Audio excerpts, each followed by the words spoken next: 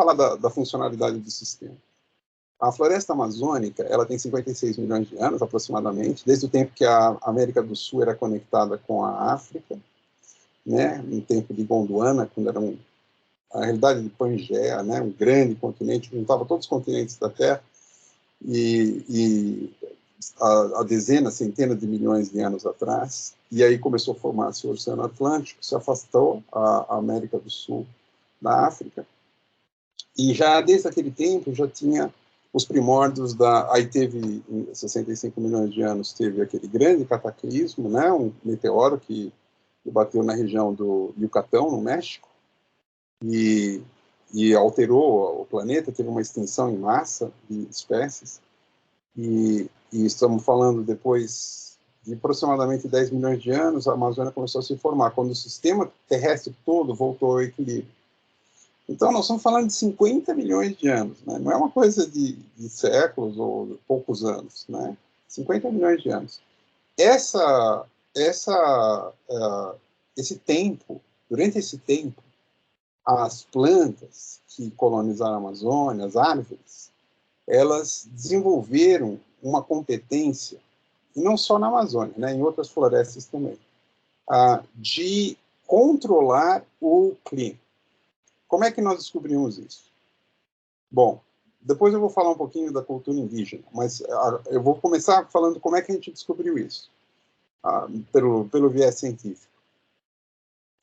Desde final do século XVIII, início do século XIX, teve um austríaco alemão que passou por aqui, passou pela América do Sul, chamado Humboldt, Wolfgang von Humboldt, um grande naturalista. Ele ele é o pai da meteorologia, o pai da ecologia, o pai da geografia física, porque ele era um naturalista que entendia de botânica, de zoologia, de entomologia, etc. Mas, naquele tempo, todos os cientistas eram generalistas. Eles tinham uma visão ampla, integrada, holística do sistema, né? Tudo que eles estudavam, eles tinham essa percepção integrada. E o Humboldt, que inspirou pessoas como Darwin, por exemplo, Charles Darwin, e outros, se vocês forem ver, tem cidades chamadas Humboldt no mundo inteiro, né? Ruas Humboldt, Praça Humboldt, etc. Ele foi uma figura muito prolífica, ele produziu muitos trabalhos, e as descrições deles eram fascinantes, a ponto de ele haver estimulado o surgimento de um encantamento com o mundo natural, né? Com o mundo, com as florestas. E quando ele passou aqui pela América do Sul, ele não chegou a vir no Brasil, mas ele esteve na região do canal de Cassiquiare, que liga o Rio Negro com o Rio Orinoco, lá no Alto Rio Negro, na portão noroeste da Amazônia, e ele esteve lá nos Andes, etc., e ele fez essa sugestão, que onde tinha floresta, tinha muita umidade no ar, o ar era mais úmido. Então ele foi o primeiro, assim, que se tem registro, que fez essa indicação.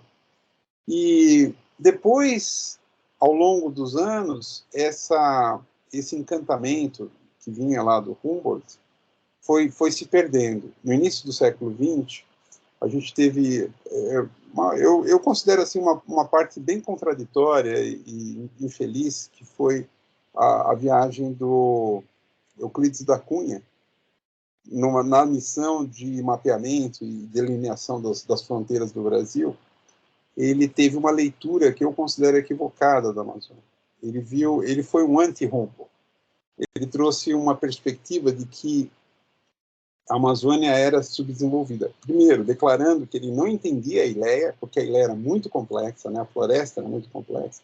Declarando o espanto dele, o encanto também. Ele declarou um certo encanto pela floresta e essa potência toda das águas da Amazônia, mas que ele teve a oportunidade de ver a condição dos seringueiros que viviam dentro da floresta de uma maneira muito ruim, né? Eles eram um sistema de escravidão, né? Os seringalistas viviam em Belém e Manaus, e os seringueiros lá dentro da floresta, eles não podiam desmatar, o que acabava sendo uma boa coisa num lado, né? Mas eles não era permitido que eles fizessem nenhuma cultura, porque eles precisavam comprar os víveres, os regatões que vinham com os barcos e tal. E aí o Euclides da Cunha faz essa leitura que influenciou como se diz, um discípulo dele, um engenheiro civil, que eu me esqueci o nome, de Manaus, que escreveu um livro chamado O Inferno Verde. E nesse livro ele explora muito essa Alberto Rangel. Alberto Rangel.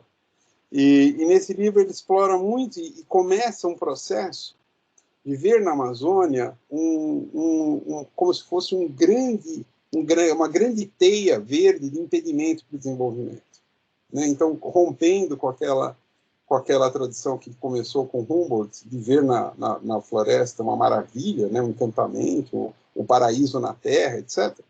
Entra isso daí. Depois chega o Henry Ford, lá nos anos 40, com a Fordlândia, a Belterra, lá no Pará, e dá um enorme poder para essa visão. Né? E a gente pode tirar a floresta e plantar tudo homogêneo, como ele fez com as seringueiras, e isso é uma forma muito mais civilizada de você explorar aquela região. Depois, nos anos 70, com a abertura, né, da Amazônia pelo regime militar, a abertura das estradas, etc., surge também uma outra visão, que é a baseada no trabalho de um professor da Universidade Rural lá do Pará, que é a Faculdade de Agronomia, né?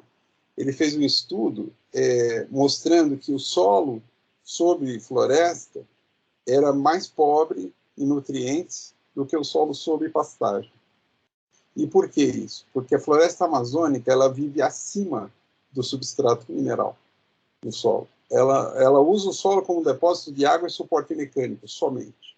Toda a parte viva, os nutrientes, cálcio, potássio, magnésio, fósforo, etc., estão naquela camada de liteira, de folício que tem no chão da floresta. Então, quando você pega o solo embaixo da floresta, você vai ver que tem quantidades muito baixas de cálcio, potássio, magnésio, desses nutrientes que são lixiviáveis, né, que são laváveis. Mas quando você queima, corta a floresta, queima, esses nutrientes são as cinzas. Aí a chuva vem e leva essas cinzas para dentro do solo. E aí esse professor foi lá, fez a análise, uma visão muito reducionista, e falou, haha, pastagem é muito melhor do que floresta. Pastagem enriquece o solo, né, da floresta. E isso daí foi um álibi. Então, a partir desse trabalho desse professor, que se não me engano foi no início dos anos 60, os militares usaram isso como justificativo, inclusive, para falar assim, a vocação da Amazônia é pastagem. As compreensões, elas são flutuantes, né? Muitas vezes por ignorância. No caso desse professor da Universidade lá do Pará, ele é reducionista, sabe? Ele pegou, ele olhou concentração de nutrientes embaixo de pastagem, embaixo de floresta, e a pastagem é bom. E foi uma luta renhida, e eu participei dessa luta ao longo de décadas, para desfazer esse equívoco, né? Esse paradigma equivocado, errado, mentiroso, na realidade, né? Por quê? Porque naqueles tempos a agricultura, a agronomia era o que estava no solo. O que está em cima não importa. Como a gente desconhecia o que está em cima, desconhecia a floresta, então não importava mesmo, né? O que eles queriam era ter acesso ao solo. E até hoje eu encontro agricultores, pecuaristas que atuam, né, na fronteira de expansão agrícola na Amazônia, que tem essa mentalidade. A ideia deles é, tira a floresta, que a floresta atrapalha.